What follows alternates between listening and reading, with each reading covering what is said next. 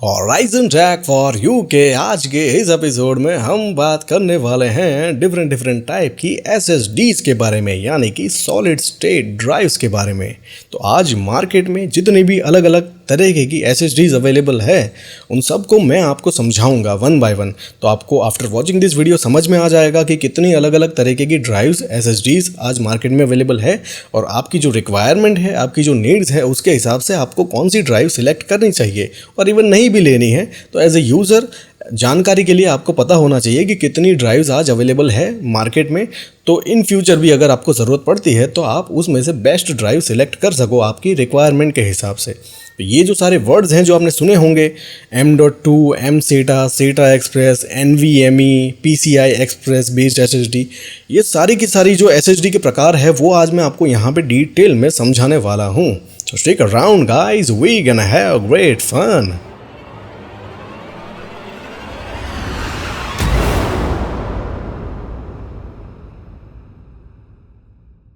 Hello YouTubers and tech lovers out there. Kshitish Kumar again here from Horizon Tech for You. और Horizon Tech for You के आज के इस episode में हम बात करने वाले हैं डिफरेंट टाइप की SSDs के बारे में, यानी कि सॉलिड स्टेट ड्राइव्स के बारे में।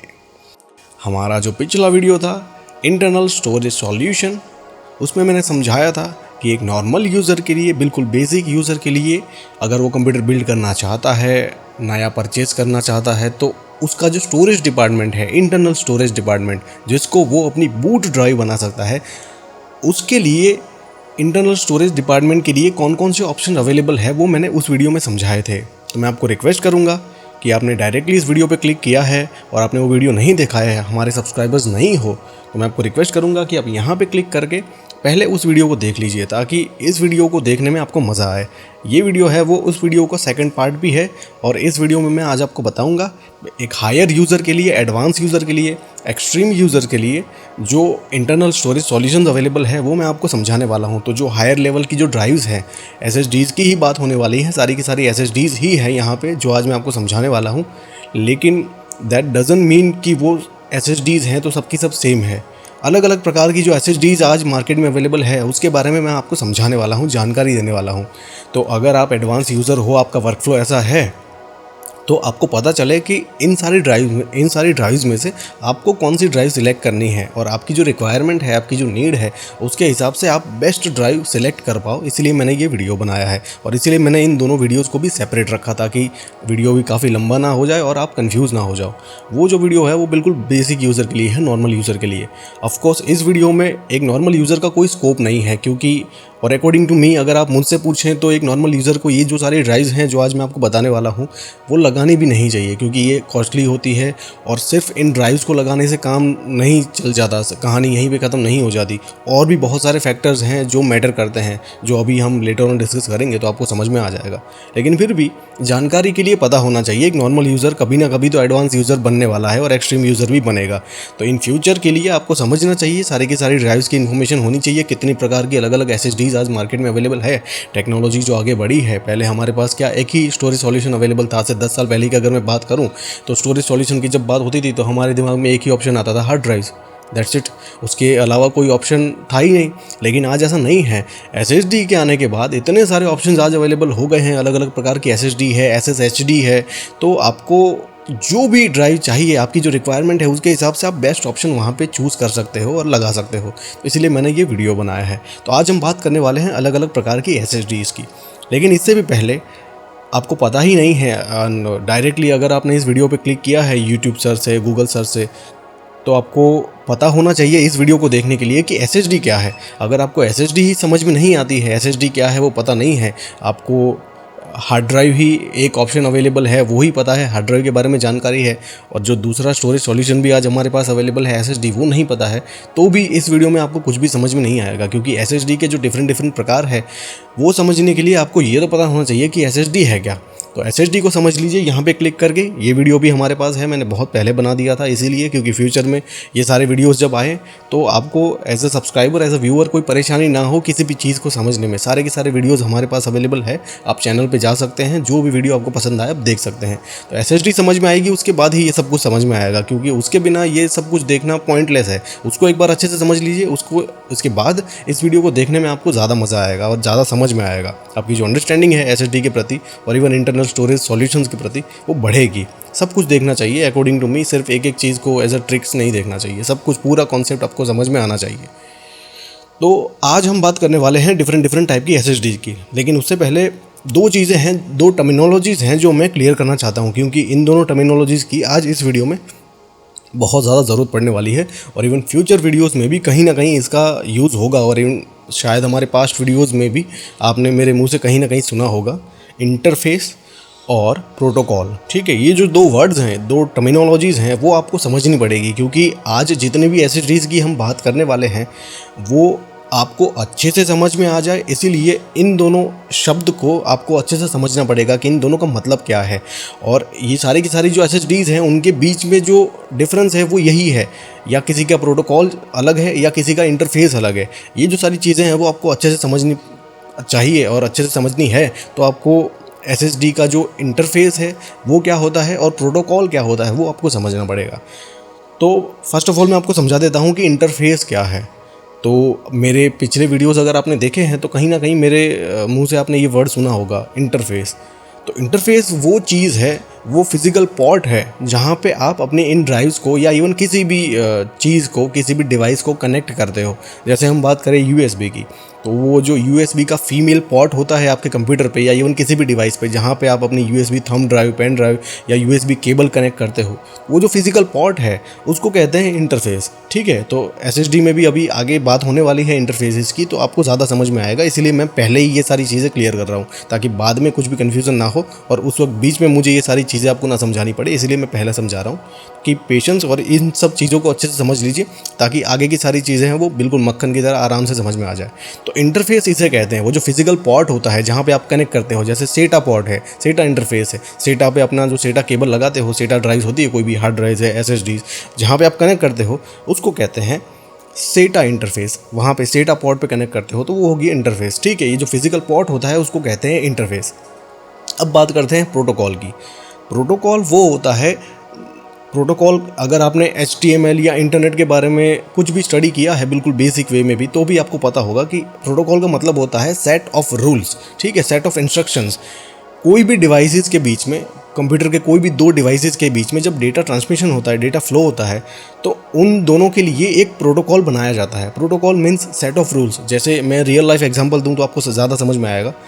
ट्रैफिक की अगर हम बात करें तो हम एक पर्टिकुलर ट्रैफिक के रूल्स फॉलो करते हैं ताकि ट्रैफिक है वो सही से फ्लो हो पाए, ट्रैफिक जाम ना हो जाए। अगर कोई रूल फॉलो नहीं करेगा, कोई इधर से निकलेगा, कोई इधर से निकलेगा, तो पूरा जाम हो जाएगा और जो वो ट्रैफिक है वो पूरा पैक हो जाएगा, फ्लो नहीं हो पाएगा सही से। इसीलिए ऐसे रूल्स बनाए जाते हैं जो सबको फॉलो करने पड़ते हैं। तो प्रोटोकॉल है वो भी कंप्यूटर की अगर हम बात करें तो जितने भी डिवाइसेस होते हैं, सिर्फ ये SSDs की बात नहीं है, ये हर जगह अप्लाई होता है। ये जो इंटरफेस का कॉन्सेप्ट है और प्रोटोकॉल का कॉन्सेप्ट है वो सिर्फ SSD के तौर पे नहीं अप्लाई होता, इसमें भी अप्लाई होता है और इवन फ्यूचर में भी कहीं भी बात होगी इसकी, तो इसीलिए मैं आज यहाँ पे क्लियर कर देता हूँ ताकि आपको अच्छे से समझ में आ जाए। तो जो दो डिवाइसेस होते हैं उन दोनों डिवाइसेस के बीच में कुछ ना कुछ डेटा कम्युनिकेशन होगा। अब दोनों अलग अलग प्रोटोकॉल पे वर्क कर रहे हैं तो उनके बीच में डेटा कम्युनिकेशन होगा ही नहीं, इसीलिए ऐसा एक कॉमन प्रोटोकॉल डिज़ाइन किया जाता है उस कम्युनिटी के थ्रू या उस ऑर्गेनाइजेशन के थ्रू जिन्होंने इस डिवाइस को डिज़ाइन किया होता है या इवन इस स्टैंडर्ड को डिज़ाइन किया होता है। वो ऐसे सेट ऑफ रूल्स डिफ़ाइन करते हैं जिसको कहते हैं प्रोटोकॉल्स। तो अगर दो डिवाइस हैं वो दोनों सेम प्रोटोकॉल पे वर्क करते हैं तो उनके बीच में सही से डेटा का कम्युनिकेशन हो पाए, इसको कहते हैं प्रोटोकॉल। ठीक है, तो ये प्रोटोकॉल की डेफिनेशन है, क्लियर कर लीजिए। आगे जब हम इंटरनेट के ऊपर और नेटवर्क के ऊपर सारे वीडियोज़ बनाएंगे तब आपको ज़्यादा डिटेल में समझाऊंगा, लेकिन अभी के लिए इतना समझ लीजिए। तो जैसे हम बात करें USB की, तो USB जो प्रोटोकॉल है USB 2.0, उसका जो स्टैंडर्ड है, उसका जो प्रोटोकॉल है, उसके जो रूल्स हैं, तो हर एक डिवाइस जो USB 2.0 पे वर्क करता है वो इसी प्रोटोकॉल पे वर्क करेगा, यानी कि इन ही रूल्स को फॉलो करके डेटा ट्रांसफ़र करेगा। हर एक डिवाइस उसे उस रूल्स को फॉलो करना ही पड़ेगा जो USB पे बनाया गया है या USB को ध्यान में रख के बनाया गया है। तो ये होता है प्रोटोकॉल। हर एक डिवाइस जो USB का होगा वो USB के प्रोटोकॉल फॉलो करेगा और उसी प्रोटोकॉल की मदद से सारा डेटा ट्रांसफ़र करेगा। ठीक है, समझ में आ गया? तो ये दोनों चीज़ें हैं वो बिल्कुल क्रिस्टल क्लियर होनी चाहिए। नहीं समझ में आया है तो वीडियो को थोड़ा सा रिवाइंड करके देख लीजिए ताकि आपको ज़्यादा समझ में आ जाए और आगे की जो सारी चीज़ें हैं उसमें कुछ भी डिफ़िकल्टी ना हो। ठीक है, अब बात करते हैं SSDs की। तो जो सबसे पहली SSD है वो तो है हमारी बिल्कुल simple SSD, SATA based SSD। हमारे पिछले वीडियो में मैंने बहुत अच्छे से समझाया है और SSD का जो बिल्कुल बेसिक वीडियो है उसमें भी मैंने बहुत अच्छे से समझाया है कि SSD क्या है। तो जो 2.5 इंच फॉर्म फैक्टर वाली SSD होती है, बिल्कुल सिंपल SSD, वो सबसे पहली SSD है हमारी। तो ये हर एक यूज़र के लिए अप्लाई होती है। इसके लिए आपको कोई नए प्रकार का इंटरफेस की ज़रूरत नहीं है या कुछ नए प्रोटोकॉल्स की ज़रूरत नहीं है। हर एक कंप्यूटर में एटलीस्ट 4 से 5 SATA पोर्ट्स तो होते ही हैं। ठीक है, तो आप वहाँ पे उस SSD को उस इंटरफेस पे कनेक्ट कर सकते हो और जो प्रोटोकॉल है वो यूज़ करता है। ये जो सिंपल SSD होती है जो 2.5 इंच फॉर्म फैक्टर वाली, अगर आपने हमारा हाउ टू यूज़ SSD वाला वीडियो देखा होगा तो भी आपको पता होगा कि वो प्रोटोकॉल है AHCI।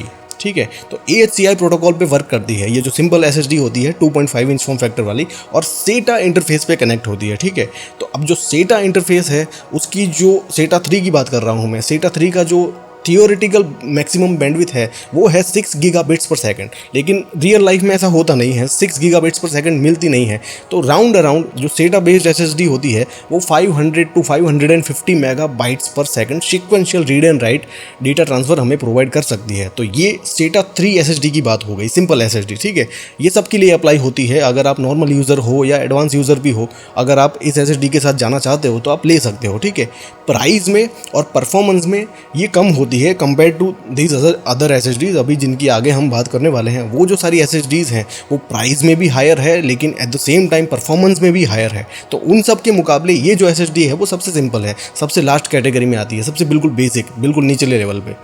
उसके बाद जो SSD है, अब जैसे SATA SSD की बात की हमने, SATA SSD है उसका सबसे अच्छा एडवांटेज है कि कंपेयर टू अदर डिवाइसेस ये जो दूसरे SSDs हैं उनके मुकाबले वो सस्ती है, लेकिन परफॉर्मेंस में इश्यूज़ आते हैं। परफॉर्मेंस इतना ज़्यादा नहीं मिलता जितना ये दूसरे डिवाइसेस में मिलता है। ऑफ कोर्स हार्ड ड्राइव के मुकाबले तो बहुत अच्छा है SSD का परफॉर्मेंस, लेकिन फिर भी कहीं ना कहीं जो मेरे जैसे यूज़र्स होंगे जिनको और ज़्यादा परफॉर्मेंस की रिक्वायरमेंट है उसके लिए वो SSD भी कहीं ना कहीं बॉटलनेक है। 500 मेगाबाइट्स पर सेकंड समटाइम्स हमें कम पड़ता है। ठीक है, तो उसके लिए जो दूसरे प्रकार की SSD डिज़ाइन की गई उसको कहते हैं M-SATA SSD। आपने ये वर्ड भी सुना होगा, M-SATA, मिनी SATA। ठीक है, तो SATA का मिनी वर्जन है। ये जो SSD होती है बिल्कुल छोटी सी होती है, उसका जो फॉर्म फैक्टर है वो छोटा होता है, जो 2.5 इंच फॉर्म फैक्टर वाली होती है उससे भी छोटी होती है। ठीक है, अब इसका जो साइज़ है वो कोई एक स्टैंडर्ड इंटरनेशनल नहीं है कि पर्टिकुलर इतने साइज़ में ही आती है। ये जो M-SATA का जो साइज़ है वो डिफरेंट मदरबोर्ड पे डिफरेंट होता है और डिफरेंट SSDs के लिए भी डिफरेंट होता है। ठीक है, तो कोई एक पर्टिकुलर फिक्स साइज़ नहीं है कि मैं आपको बता दूं कि इतने साइज़ में आती है। जैसे 2.5 इंच फॉर्म फैक्टर है वो स्टैंडर्ड साइज़ है SSD के लिए, 3.5 इंच फॉर्म फैक्टर है वो हार्ड ड्राइव के लिए स्टैंडर्ड है, लेकिन M-SATA में और इवन M.2 में भी अभी आगे जिस SSD की बात होने वाली है उन दोनों में ऐसा कोई साइज़ वो नहीं है कि फिक्स है एक पर्टिकुलर साइज़। तो आपको अगर इस SSD के साथ जाना है तो फर्स्ट ऑफ ऑल तो आपको उस पर्टिकुलर SSD को जिसको आप परचेज़ करने वाले हो उसका आपको साइज़ देखना पड़ेगा कितना है मिलीमीटर में। ठीक है, उसके बाद आपके पास जो मदरबोर्ड है उस पर भी ऐसा इंटरफेस अवेलेबल होना चाहिए। इसीलिए मैंने ये देखिए पहले ही समझा दिया था कि इंटरफेस क्या है और प्रोटोकॉल क्या है, क्योंकि ये जो SSD है उसको आप सीधा ला के परचेज़ करके लाए और आपने वहाँ पे SATA 3 पे कनेक्ट नहीं कर सकते। इसके लिए आपको एक सेपरेट इंटरफेस चाहिए जो आपके मदरबोर्ड पे अवेलेबल होना चाहिए। और इसीलिए मैंने कहा था कि ये सारे के सारे जो सॉल्यूशंस हैं या सारी की सारी SSDs हैं वो एडवांस यूज़र्स के लिए है, क्योंकि सिर्फ SSD लेने से काम नहीं चल जाता। एट द सेम टाइम आपको ऐसा मदरबोर्ड भी होना चाहिए, आपके पास ऐसा इंटरफेस होना चाहिए, उसके ऊपर जो चिपसेट है वो भी इस SSD को सपोर्ट कर सके, एज अ बूट ड्राइव ऐसा होना चाहिए, जो बायोस है उसमें वो प्रोटोकॉल के सपोर्ट भी होने चाहिए। बहुत सारी चीज़ें हैं बहुत सारे क्राइटेरियाज़ है जहाँ पे अगर ये ड्राइव फुलफ़िल करती है, आपका जो कंप्यूटर है फुलफ़िल करता है, तो ही आप इस ड्राइव को परचेज़ करके लगा सकते हो और यूज़ कर सकते हो और बूट ड्राइव बना सकते हो। ये सारे के सारे जो स्टोरेज सॉल्यूशंस हैं उनको बूट ड्राइव बनाने के लिए ही आज हम बात कर रहे हैं, इंटरनल स्टोरेज सॉल्यूशन। ठीक है, अगर स्टोरेज को एक्सपांड करना है तो हार्ड ड्राइव ही बेस्ट ऑप्शन है, लेकिन ये सारे की सारी जो SSDs हैं इनको हम बूट ड्राइव बनाने की बात कर रहे हैं। तो अगर वहाँ पे प्रोटोकॉल सपोर्ट नहीं होगा तो आप इंटरफेस भी चलो अवेलेबल है, इन सम केसेस मान लेते हैं, ऐसा होगा नहीं, लेकिन मान लो कि सिर्फ इंटरफेस अवेलेबल है और प्रोटोकॉल अवेलेबल नहीं है, तो आप इस ड्राइव को बूट ड्राइव नहीं बना सकते। आपका जो कंप्यूटर है वो इस ड्राइव में से, अगर आपने ऑपरेटिंग सिस्टम यहाँ पे इंस्टॉल की, पहले तो होगी ही नहीं इंस्टॉल, लेकिन इन केस अगर किसी और के पास से आप ऑपरेटिंग सिस्टम इंस्टॉल करके लाए इस ड्राइव पे, तो भी आपका कंप्यूटर इसमें से बूटिंग प्रोसेस नहीं कर पाएगा। तो ये सारी चीज़ें हैं जो हमें ध्यान में रखनी पड़ती है। सिर्फ इन ड्राइव्स को समझ लेने से काम नहीं चल जाता। मैंने बहुत सारे वीडियोस में देखा और ये वीडियो भी मैंने इसीलिए बनाया क्योंकि वो वहाँ पे सिर्फ M.2 क्या है या M-SATA क्या है या SATA एक्सप्रेस क्या है या PCI एक्सप्रेस क्या है, ये सब कुछ समझा देते हैं, लेकिन सिर्फ इतना समझ लेने से कहानी ख़त्म नहीं हो जाती। हमें ये ड्राइव्स कहीं ना कहीं परचेज करनी होती है परफॉर्मेंस के लिए। ये सारी की सारी ड्राइव्स हैं वो एडवांस यूज़र की ड्राइव है, एक्सट्रीम यूज़र की ड्राइव है, ठीक है। तो परफॉर्मेंस के लिए ले रहे हैं, और परफॉर्मेंस की जहाँ पे बात होती है वहाँ पे ऑपरेटिंग सिस्टम, हमारे सॉफ्टवेयर, उनकी बात होती है। तो हमें इसे बेसिकली बूट ड्राइव बनाना होता है। तो बूट ड्राइव बनाने के लिए ये जो सारी रिक्वायरमेंट्स हैं वो अगर फुलफ़िल करता है आपका कंप्यूटर और वो ड्राइव भी, तो ही आपका जो पूरा काम है वो कंटिन्यू होगा, वरना आप ऐसी सिचुएशन में फंस जाओगे। आप ड्राइव परचेस करके लाए और उसके बाद आपको पता चला कि आपके पास प्रोटोकॉल ही अवेलेबल नहीं है, आपका जो मदरबोर्ड है या चिपसेट है वो पुराना है, तो आप फिर वो उसे सेल करना पड़ेगा आपको सेकंड हैंड के प्राइस पे। बहुत सारी परेशानियों में फंस सकते हो और ऐसा ना हो आपके साथ, इसीलिए मैंने ये वीडियो बनाया है। और इसीलिए मैंने इसके बिल्कुल बिगिनिंग में ही कहा था कि इंटरफेस को अच्छे से समझ लीजिए, प्रोटोकॉल को अच्छे से समझ लीजिए, ठीक है। तो ये बात हो गई M-SATA की। अब M-SATA में एडवांटेज क्या है? जो SATA ड्राइव थी वो तो छोटी सी थी, 2.5 इंच फॉर्म फैक्टर वाली SATA इंटरफेस पे कनेक्ट होती थी। उसकी जो मैक्सिमम स्पीड थी वो कहीं ना कहीं 500 to 550 मेगाबाइट्स पर second sequential read and rights का डेटा ट्रांसफ़र होता था उसका। लेकिन M-SATA का जो स्पीड है, जो परफॉर्मेंस है, अब ये जो M-SATA, इसका नाम है M-SATA, दैट डजंट मीन कि वो SATA बस का यूज़ करती है। M-SATA जो है वो एक प्रोटोकॉल है, अलग प्रोटोकॉल डिज़ाइन किया गया है इसके लिए, और ये डेटा ट्रांसफ़र करती है आपकी उस SATA बस का यूज़ ना करते हुए जो PCI एक्सप्रेस लेन्स होती हैं उनमें से एक लेन इसे असाइन की जाती है, जिसकी मदद से ये सारा डेटा ट्रांसफ़र करती है। तो अब PCI एक्सप्रेस की लेन एलोकेटेड है, दैट मीन्स कि इसकी जो स्पीड है वो आपकी जो PCI एक्सप्रेस का जो जनरेशन होगा उस पर डिपेंड करेगी। तो PCI एक्सप्रेस का आपका जनरेशन 2 है तो उसके हिसाब से स्पीड मिलेगी। जनरेशन 3 है और उसकी जो एक सिंगल लेन है वो इसको एलोकेटेड है तो उसके हिसाब से स्पीड मिलेगी। तो जो जनरेशन 2 है उसकी जो एक लेन की जो स्पीड थी वो है 500 मेगाबाइट्स पर सेकंड। तो अगर जनरेशन 2 मदरबोर्ड होगा तो डेफिनेटली M-SATA इंटरफेस वहाँ पे अवेलेबल ही नहीं होगा, लेकिन फिर भी आपकी इन्फॉर्मेशन के लिए बता रहा हूँ कि जनरेशन 2 का जो एक लेन था उसकी स्पीड थी 500 मेगाबाइट्स पर सेकंड, और जो जनरेशन 3 है उसकी एक लेन की स्पीड बढ़ा के डबल हो गई, यानी कि 1 गीगाबाइट पर सेकंड। तो जो M-SATA SSD अगर आप लगाओगे अपने सिस्टम में, छोटी सी होती है बिल्कुल, इसके लिए आपको एक्सटर्नल पावर देने की भी ज़रूरत नहीं है। जैसे SATA बेस्ड SSD में क्या होता था, आपको एक तो डेटा के लिए एक पोर्ट वहाँ पे कनेक्ट करना पड़ता था, SATA केबल कनेक्ट करना पड़ता था, और एक पावर के लिए कनेक्ट करना पड़ता था, ठीक है। तो जो SATA पावर का जो प्लग होता था वो भी आपको 2 प्लग लगाने पड़ते थे, लेकिन M-SATA में ऐसा नहीं है। ये जो इंटरफेस है इसका जो पावर कंजप्शन है इस पर्टिकुलर SSD का वो बहुत कम होता है। तो जो इंटरफेस होता है वहीं से उसको पावर मिल जाएगा। जैसे कि PCI एक्सप्रेस में आप कोई एड ऑन कार्ड लगाते हो अपार्ट फ्रॉम ग्राफिक्स कार्ड को लगाओगे तो आपको उसको एक्सटर्नल पावर देना पड़ेगा। लेकिन जैसे कि आपने कोई SATA कार्ड लगाया, ठीक है, तो उसके लिए आपको वहाँ पे कोई एक्सटर्नल पावर की ज़रूरत नहीं है। वो जो पोर्ट होता है उसमें से ही वो मदरबोर्ड को जो हम 24 पिन पावर वहाँ पे प्रोवाइड करते हैं, 24 पिन वाला जो प्लग होता है उससे जो पावर मिलता है पूरे मदरबोर्ड को, उसमें से ही वो अपनी जो पावर कंजप्शन की नीड है उसको फुलफिल कर लेगा। तो ऐसे ही ये जो M-SATA इंटरफेस है उसको में फ़ायदा क्या होता है, एक तो जो साइज़ है उसकी छोटी हो गई, पावर कंजप्शन कम हो गया, स्पीड बढ़ गई। SATA में क्या होता था, स्पीड कम मिलती थी 500 मेगाबाइट्स पर सेकंड, लेकिन यहाँ पे जनरेशन 3 है, that means 1 gigabyte per second की आपको स्पीड मिलेगी sequential data read and right में, ठीक है। तो ये बात हो गई M-SATA की। अब बात करते हैं उससे नेक्स्ट ड्राइव। अब ये जो M-SATA ड्राइव है वो वैसे तो बहुत अच्छी है, लेकिन for any reason I don't know इतने सारे मदरबोर्ड पे M-SATA पोर्ट्स अवेलेबल नहीं होते। जो अभी के जो पोर्ट्स हैं वो अवेलेबल नहीं होते। तो उसके बाद जो नया स्टैंडर्ड डिज़ाइन किया गया उसको कहते हैं SATA एक्सप्रेस। अब डेफिनेटली इसके बारे में अगर आप मेरे सब्सक्राइबर हो तो आपने डेफिनेटली सुना होगा कि सेटा एक्सप्रेस मेरे मुंह से कहीं ना कहीं, और इवन एक इंटायरली सेपरेट वीडियो है हमारे पास जिसमें मैंने अच्छे से समझाया है कि सेटा एक्सप्रेस क्या है। तो ये सारी चीज़ें आपको तब तक नहीं समझ में आएगी जब तक आपको सेटा के सारे इंटरफेस, सारे के सारे वर्जन, उनकी सबकी स्पीड, उनके सबके एडवांटेजेस, डिसएडवांटेजेस और सेटा का जो सबसे लेटेस्ट वर्जन है सेटा एक्सप्रेस, वो जब तक नहीं समझ में आएगा ये सारी की सारी चीज़ें आपके लिए पॉइंटलेस हैं, समझ में नहीं आएगी, डिफ़िकल्ट होगी थोड़ी समझने में। तो इसीलिए मैं कहता हूँ वीडियो ऑलरेडी है हमारे पास, देखिए, क्लिक कीजिए, देखिए और समझने की कोशिश कीजिए सेटा एक्सप्रेस क्या है। सेटा का जो सबसे लेटेस्ट वर्जन है उसका नाम है सेटा एक्सप्रेस, ठीक है। तो ये समझना पड़ेगा आपको, इन सारी ड्राइव्स को समझना है क्योंकि सारी की सारी ड्राइव्स हैं वो अलग अलग प्रोटोकॉल पे, अलग अलग इंटरफेस पे वर्क करती है। सारी की सारी है SSD, लेकिन इसका मतलब ये नहीं है कि सब एक तरीके से वर्क करती है या सब एक जैसी है, सब अलग अलग है। और इसीलिए मैंने ये वीडियो बनाया है ताकि डिटेल में मैं आपको 1 बाय 1 अच्छे से समझाऊँ। तो सेटा एक्सप्रेस वाला वीडियो देखा होगा तो आपको पता होगा कि सेटा एक्सप्रेस क्या है। सेटा एक्सप्रेस है वो सेटा प्रोटोकॉल है, उसका सबसे लेटेस्ट वर्जन है, सबसे लेटेस्ट इंटरफेस है, जिसमें आपको जो स्पीड मिलती है वो डिपेंड करता है उसकी PCI की जनरेशन पे।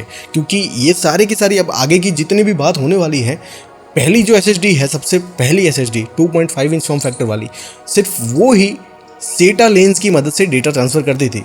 यानी कि सेटा लेंस जो होती है, सेटा बस जो होती है आपके चिपसेट की, उसकी मदद से डेटा ट्रांसफ़र होता था। लेकिन उसके बाद की जितनी भी SSDs है, चाहे हम M-SATA की बात करें, M.2 की बात करें, PCI एक्सप्रेस की बात करें या सेटा एक्सप्रेस की बात करें, ये सारी की सारी जो SSDs हैं या सारे के सारे इंटरफेस हैं वो डेटा ट्रांसफ़र करते हैं PCI एक्सप्रेस लेंस की मदद से।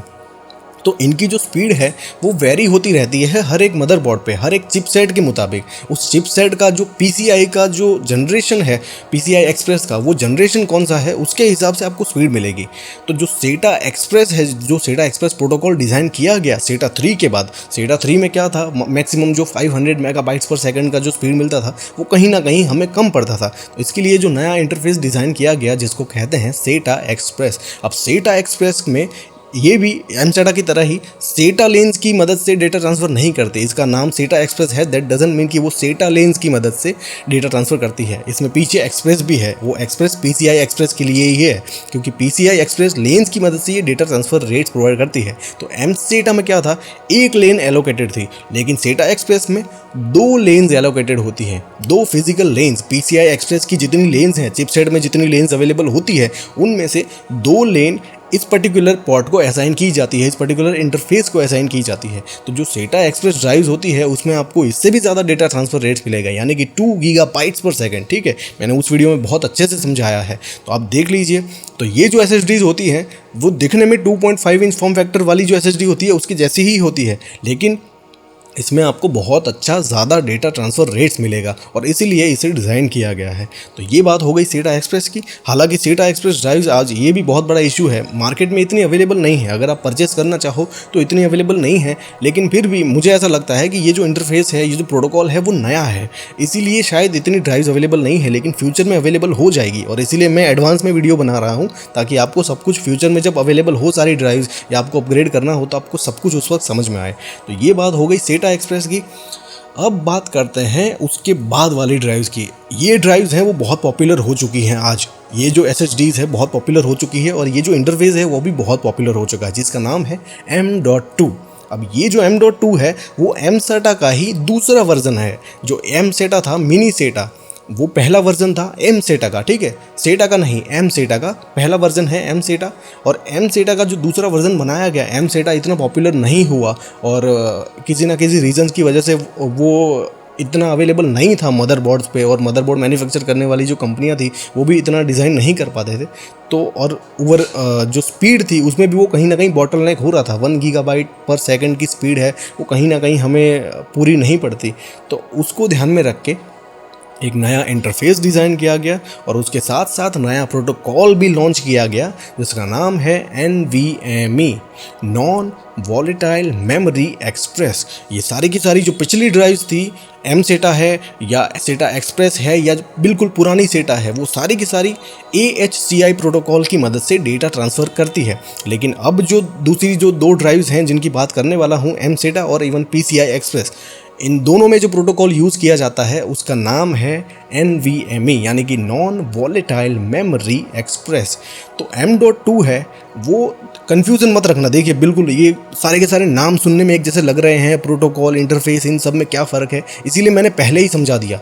तो M.2 है वो M-SATA का दूसरा वर्जन है, यानी कि दिखने में ये ड्राइव्स है वो M-SATA जैसी ही लगती है, हालांकि उससे भी छोटी होती है, उससे भी कॉम्पैक्ट हो गई, बिल्कुल स्मॉल होती है। और M-SATA की तरह ही वो वहीं से ही पावर मिलेगा, उसे आपको एक्सटर्नली पावर देने की ज़रूरत नहीं है। जो रैम स्टिक होती है उसके जैसे ही ड्राइव होती है, और इसका इंटरफेस भी थोड़ा सा अलग होता है, M-SATA से थोड़ा सा छोटा होता है, थोड़ा सा और छोटा कर दिया और कॉम्पैक्ट कर दिया, क्योंकि M-SATA है वो इतनी पॉपुलर नहीं हुई, थोड़ा सा उसका इंटरफेस बड़ा लगता था, और जो परफॉर्मेंस है उसमें भी कहीं ना कहीं वो लैग करती थी drive. 1 gigabyte per second single lane allocated होती है उसको PCI एक्सप्रेस की, तो उस जनरेशन 3 के हिसाब से 1 गीगाबाइट पर सेकंड का स्पीड मिलता है। लेकिन ये जो है M.2 non volatile memory express protocol की मदद से डेटा ट्रांसफ़र करती है, और इस पर्टिकुलर इंटरफेस को PCI एक्सप्रेस की जो लेन्स है उसमें से 4 लेन्स एलोकेटेड होती है, फिजिकली 4 लेन्स एलोकेटेड होती है।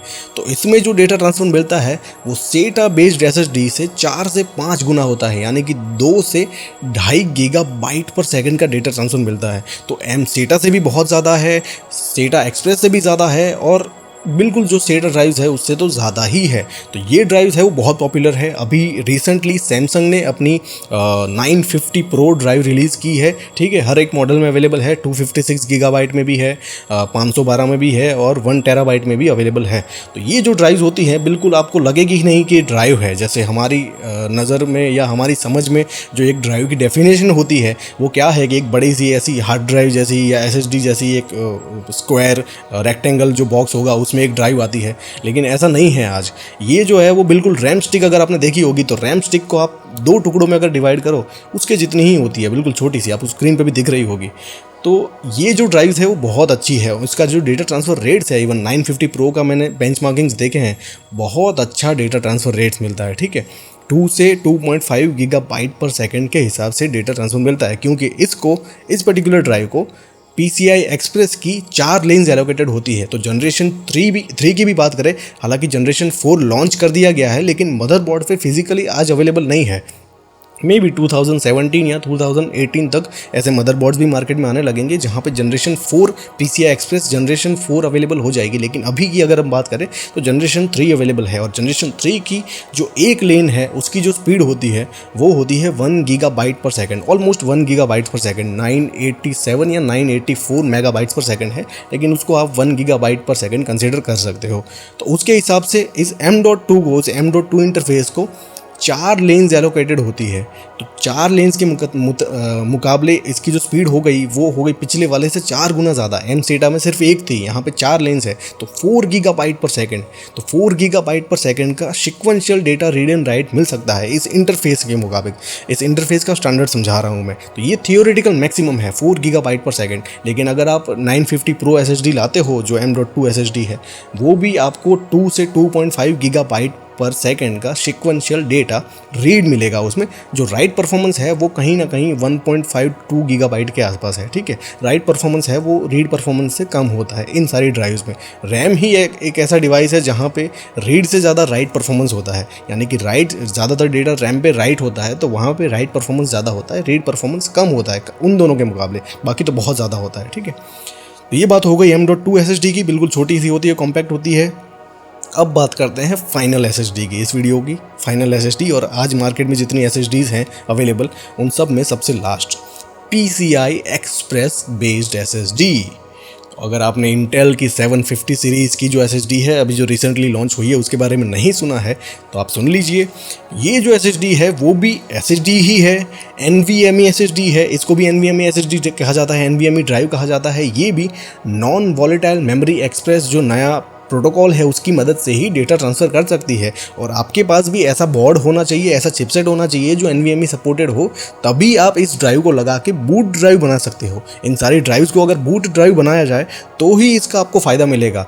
डेफिनेटली अगर आप इसे एज अ स्टोरेज यूज़ करना चाहते हो तो भी कर सकते हो, लेकिन अकॉर्डिंग टू मी स्टोरेज के लिए हार्ड ड्राइव बेस्ट है। लेकिन जहाँ पे परफॉर्मेंस की बात आती है तो वहाँ पे ऑपरेटिंग सिस्टम की बात होती है, बूट ड्राइव्स की बात होती है। तो बूट ड्राइव अगर बनाना है इन ड्राइव्स को तो ही सही है, बाकी सिर्फ एक नॉर्मल स्टोरेज की तरह यूज़ करना चाहते हो तो भी कर सकते हो, लेकिन ये इतनी कॉस्टली होती है कि मैंने नहीं देखा है किसी नॉर्मल यूज़र को कि इन सारी ड्राइव्स को बिल्कुल एक स्टोरेज डिपार्टमेंट की तरह यूज़ करें। ठीक है, डेफिनेटली अगर आप चाहें, आपके पास इतने बजट अवेलेबल है, इतने पैसे अवेलेबल है तो आप कर सकते हो, लेकिन ये बहुत कॉस्टली होती है। तो अब बात करते हैं PCI एक्सप्रेस बेस्ड SSD की। तो M.2 में क्या था, छोटी सी थी, लेकिन उसे भी 4 लेन्स एलोकेटेड थी, लेकिन फिर भी इतना परफॉर्मेंस नहीं मिल पाता। परफॉर्मेंस में कहीं ना कहीं अगर आप इसका थियोरेटिकल मैक्सिमम देखो तो 4 लेन्स एलोकेटेड होती है, उसके हिसाब से 4 गीगाबाइट्स पर सेकंड के आसपास डेटा ट्रांसफर मिलना चाहिए, लेकिन फिर भी कहीं ना कहीं नहीं मिल पाता था। इस वजह से नया इंटरफेस डेवलप किया गया। इंटरफेस तो ऑलरेडी था ही हमारे पास। PCI एक्सप्रेस के जो पोर्ट्स होते हैं, आपको फिजिकल उसके जो अलग अलग पोर्ट्स हैं वो पता होंगे, जो 1x पोर्ट होता है, 2x होता है, 4x होता है, 8x होता है और 16x होता है। तो उसमें से जो 4x, X4 या 4x जो स्लॉट होता है, जो पोर्ट होता है, वहाँ पे ये ड्राइव्स कनेक्ट होती हैं फिजिकली। M.2 की तरह आपको कोई इसके लिए अलग से इंटरफेस नहीं चाहिए। आपके पास अगर ऐसा बोर्ड है जिस पे ये पोर्ट्स अवेलेबल है तो उसी को यूज़ कर सकते हो, लेकिन at the same time protocol चाहिए आपको। ठीक है, सिर्फ पोर्ट होने से काम नहीं हो जाएगा, आपको NVMe प्रोटोकॉल भी होना चाहिए आपके पास, और ऐसा चिपसेट होना चाहिए जो NVMe प्रोटोकॉल को सपोर्ट कर सके, और उस ड्राइव को लगाने के बाद आप उसमें ऑपरेटिंग सिस्टम इंस्टॉल करके उसे बूट ड्राइव बना सको और आपका कंप्यूटर उसमें से बूटिंग प्रोसेस कर पाए। वरना उसको as a boot drive consider नहीं करेगा, उसमें से बूटिंग प्रोसेस नहीं हो पाएगी। ठीक है, तो ये जो सारी चीज़ें हैं वो ध्यान में रखनी पड़ती है। तो ये जो ड्राइव है, इंटेल की 750 सीरीज़ की ड्राइव अभी लेटेस्ट रिलीज़ हुई है, आपने देखा होगा, तो वो PCI एक्सप्रेस ड्राइव है, यानी कि PCI एक्सप्रेस इंटरफेस पे कनेक्टेड होती है, और उसे कई लोग NVMe ड्राइव भी कहते हैं क्योंकि वो NVMe प्रोटोकॉल पे वर्क करती है। ठीक है, तो ये सारी चीज़ें हैं जो डिटेल में नहीं पता होती, इसीलिए यूज़र कहीं ना कहीं कंफ्यूज हो जाता है, उसे नहीं पता चलता, क्योंकि वो सोचता है यार कुछ लोग इसे NVMe कह रहे हैं, कुछ लोग इसे PCI एक्सप्रेस कह रहे हैं, कुछ लोग M.2 कह रहे हैं। ये सारी चीज़ें हैं वो बहुत ज़्यादा कंफ्यूजिंग है। जब मैं भी इसे स्टडी कर रहा था, समझ रहा था, तो मुझे भी कंफ्यूजन हो रहा था, लेकिन मैंने अच्छे से स्टडी किया और उसके बाद इस वीडियो को बनाया ताकि आपको भी अच्छे से समझ में आ जाए, इन सब में कोई भी कन्फ्यूज़न ना रहे। तो ये जो ड्राइव है, फाइनल ड्राइव, इसमें जो आपको परफॉर्मेंस मिलेगा, इसको भी 4x पे कनेक्टेड होती है, यानी कि उसे भी फिजिकली PCI एक्सप्रेस की 4 लेन्स एलोकेटेड होगी उस पर्टिकुलर पोर्ट को, वहाँ पे ये ड्राइव कनेक्ट होती है। तो इसमें जो मैक्सिमम थियोरेटिकल उसकी बैंडविड्थ है वो है 4 गीगाबाइट पर सेकंड। M.2 की भी 4 गीगाबाइट पर सेकंड थी, लेकिन फिर भी उसमें जो डेटा ट्रांसफर मिलता था वो था 2 से लेके 2.5 गीगाबाइट पर सेकंड, लेकिन इसमें जो डेटा ट्रांसफर मिलता है वो 3 से लेके 3.5 गीगाबाइट पर सेकंड तक भी ज़्यादा है इसका परफॉर्मेंस। ठीक है, बहुत ज़्यादा है कंपेयर टू अदर डिवाइसेस, बहुत ज़्यादा अच्छा परफॉर्मेंस है, और इन सब में सबसे बेस्ट ड्राइव है अकॉर्डिंग टू मी, सबसे बेस्ट है ये। तो ये सारी ड्राइव्स को अच्छे से समझ लेने के बाद अब आपका जो भी रिक्वायरमेंट है, आपकी जो भी नीड्स है, उसके हिसाब से आप इनमें से कोई भी एक ड्राइव चूज़ करके, आपका जो बजट है, आपकी जो रिक्वायरमेंट है, इन सारी चीज़ों को अच्छे से समझ के आप एक ड्राइव परचेस कर सकते हो और अपना सिस्टम है उसको एनहांस कर सकते हो, अपना जो वर्क फ्लो है उसको बढ़ा सकते हो। और डेफिनेटली अगर आपको स्टोरेज की रिक्वायरमेंट है, सिर्फ एक्सपांडेबिलिटी की, तो हार्ड ड्राइव ही अपना सबसे बेस्ट ऑप्शन है। इन सारी ड्राइव्स को तभी लगाना चाहिए जब आपको परफॉर्मेंस की रिक्वायरमेंट हो। पर एक बिल्कुल नॉर्मल यूज़र हैं आप, तो आपको थोड़ा आगे बढ़ना है तो आपको SSD भी अपग्रेड करना चाहिए। SSD के प्राइसेस आपको ज़्यादा लगते हैं तो आपको SSHD लेनी चाहिए। SSD से आप खुश नहीं हैं तो आपको M-SATA के बारे में सोचना चाहिए। M-SATA अवेलेबल नहीं है तो आपको SATA एक्सप्रेस के बारे में सोचना चाहिए। SATA एक्सप्रेस भी आपके पास वो इंटरफेस अवेलेबल नहीं है और आपको उसका जो परफॉर्मेंस है वो कम पड़ता है, तो आपको फिर M.2 के बारे में सोचना चाहिए। और M.2 भी अगर आपको कहीं ना कहीं कम पड़ता है तो आपको फिर PCI एक्सप्रेस SSD परचेस करनी चाहिए। ये सारी की सारी जो SSDs थी जो मुझे आपको समझानी थी, इतनी अलग अलग तरीके की मार्केट में आज SSDs अवेलेबल है। सो आई होप कि इस वीडियो में मैंने आपको जो भी समझाया आपको सब कुछ सही से समझ में आ गया होगा। लेकिन फिर भी अगर आपको इसमें कोई क्वेश्चन है, कुछ कन्फ्यूज़न है, कुछ क्वेरी है तो मुझे बताइए, मुझे पूछिए, मैं आपको उसका सेटिस्फाइंगली आंसर करने की पूरी कोशिश करूँगा। और एक महत्वपूर्ण सूचना, do subscribe to my channel for future updates, more information and more detailed videos like this one. And I will definitely see you guys later in my next video. So till then, take care guys, learn more, spread the knowledge. Thank you so much.